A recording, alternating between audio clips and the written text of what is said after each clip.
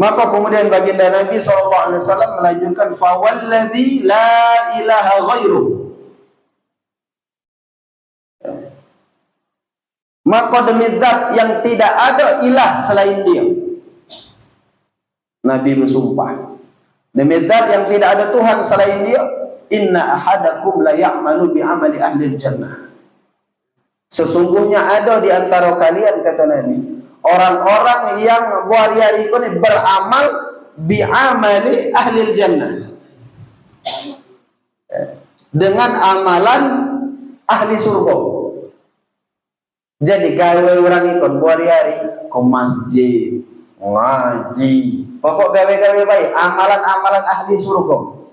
Sehingga Nabi menggambarkan hatta mayakunu bainahu wa bainaha, jarak orang ikut dengan surga tidak tersisa illa diraq, kecuali satu hasta, sekitar 45 cm, 45 sampai 50 cm jarak dia dengan surga lagi. Ngapa? Rasanya man melihat lewonya di dunia itu orang itu ceto benar masuk surga. Wah, itu kira-kira cala ceto bakal jadi ndeknya. Ngapa? Iya tak baca melihat gawenya hari-hari kan. Nah, amalannya tuh baik kau pecah. Amalan ahli surga kalau yang digawekannya banyak tuan lah hari-hari. Oh, lah parah nian surga. Tapi apa yang terjadi, kata Nabi, fayasbiqu alaihil kitab. Tapi kemudian dia didahului kitab. Kitab yang dimaksud di sini adalah ketentuan takdir Allah. Ketentuan takdir Allah. Takdir yang tadi dia dituliskan sebagai orang yang celaka atau orang yang beruntung. Akhirnya fayamalu bi amali ahlin nar. Di akhir-akhir hayat dia ternyata orang ini mengerjakan amalan ahli neraka. Fayadkhuluha, maka akhirnya mati masuk neraka. Sebaliknya kata Nabi, wa inna ahadakum la ya'malu bi amali ahlin nar. Ada orang yang hari-hari amalannya itu amalan ahli neraka. Wow, mayang itu tak ulah. Tak ulah mayang itu nih, lemak man mayang misal kali tahun mayang raya tak ada juga. Tak ada nih yang rai ke pusam sehingga tak ulah kena air mayang. Segala gawe kok gawe tak baik itu di dia ada galo. Sehingga orang-orang beranggapan enggak iko anu apa itu ceto neraka itu ulah gitu. Masuk neraka ngapa? Tak narabian. Wah, jika kita ngeri si anu itu man mati pak gaya misalnya. Oh, malaikat tadi ladas ngebuki dia tadi. Ikut dia cuma malaikat kau. Ceto masuk neraka jika kita orang ikut. Tapi apa yang terjadi kata Nabi?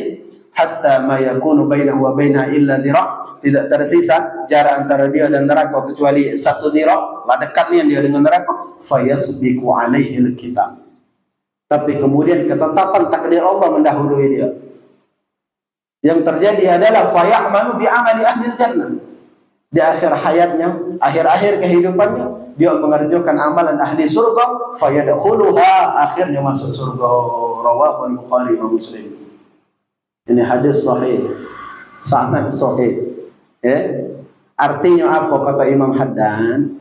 Bukan berarti Bapak Ibu hadis ini kemudian menjadikan kita dah berarti anu hidup ini udah lah basing-basingnya kayak gini menuju Tuhan bakal masuk surga dan nak mati itu benar namun tuh ya tahu lagi nak hari-hari nak jari-jari ibadah iko percaya di kita apa nuju Tuhan nak terbenar payah lah nggak terlewat apa nuju Tuhan nak terbenar pas nak mati berubah. Uji Imam Haddad bukan baik itu memahami hadis ini. Maknanya apa? Wa fi hadzal hadits sahih ma yujibu azimal khauf.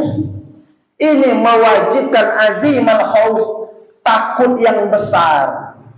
Hendaknya memiliki rasa takut yang besar siapa? Lil muti'in al muhsinin. Orang yang senantiasa taat, orang senantiasa berbuat baik.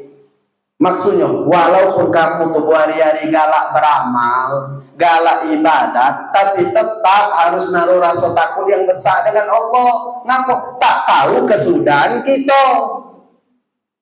Bagaimana akhirnya kayak gitu? Jadi jangan merasa tenang. Oh ya aku galak kelanggar tiap hari aku 5 waktu kalau surga lah itu jangan itu. Misal jangan tenang. Walaupun hari yang dilakukan itu gawe baik. Nah kata Imam Haddad, fadlan anil asinal musiin. Kalaulah ahli taat, ahli kebaikan disuruh mempunyai takut yang besar, fadlan, apalagi ahli maksiat tanpa harus takut. Bukan miarkan baik lagi. Kalau itu benar, orang yang galak taat lagi disuruh ringam, mulu ringam. Apalagi yang hari gawanya tak benar, itu belahan ringam. Nah itu kendaknya tuh. Jadi kita apa ibu-ibu, bapak-bapak jangan merasa aman dengan amal-amal yang sudah kita lakukan. Terus takut ngapa? Tak tahu kesudahan Pak Mano. Kata Imam Haddad, seseorang itu baru boleh sombong lah sudah nyemerang sirot. Nyemerang sirot tuh kayak gitu. Jeramba di atas neraka tuh. Lah nyemerang nak hori lah. Tak ada lagi sudah itu. Nah, masuk surga rian kapunya. Apa belum nyemerang kaki dulu nak ladas. Apalah nyemerang baru hori. Masuk nih yang anda tuh. Man lagi belum nyemerang, tak usah. Belum tenang. Nak sombong, apabila sudah nyemerang, baru sombong lagi Imam Haddad. Artinya Bapak Ibu apa? Kita jangan bangga dengan keadaan kita dan kemudian sebaliknya kita meremehkan keadaan orang-orang lain. Yang kita lihat barangkali orang tersebut masih bakari akrab dengan maksiat. Kita tak tahu kalau terbalik kayak gitu. Terbalik. Jadi apa perasaan yang harus muncul di hati kita ketika melihat orang berbuat maksiat? Sedih. Dan kita berdoa kepada Allah, ya Allah, rompakannya orang itu, perbaiki keadaan dia, dan aku minta ya Allah, aku jangan nak jadi baik kok. Baik itu berdoa. Bukan kita celok. Kayak ringam kalau terbalik tadi, terbalik apa kesudahan. Maka tak boleh sombong. Masih ingat Bapak Ibu cerita yang ikutnya berapa kali kalau tak salah ceritakan di Langgar ini. Ini cerita luar biasa bagi kami, ini sangat menggugah.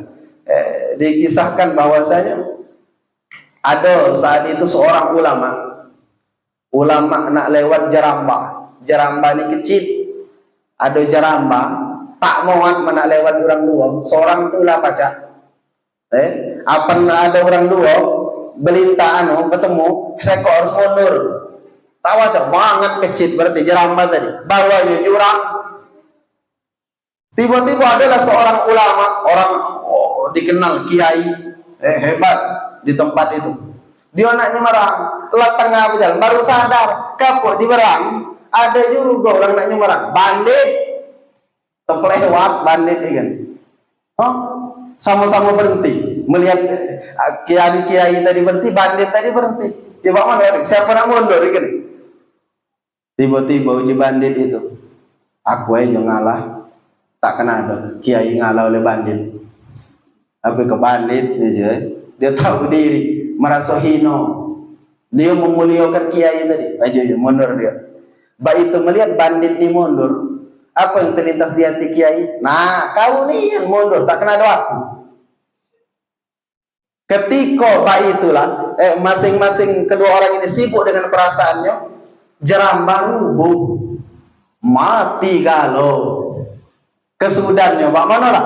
Bandit masuk surga, kiai masuk neraka. Ngapa? Kiai mati dalam keadaan di hati ada sombong, merasa lebih dari bandit tadi, merasa orang baik. Sebaliknya bandit tadi mati dalam keadaan apa?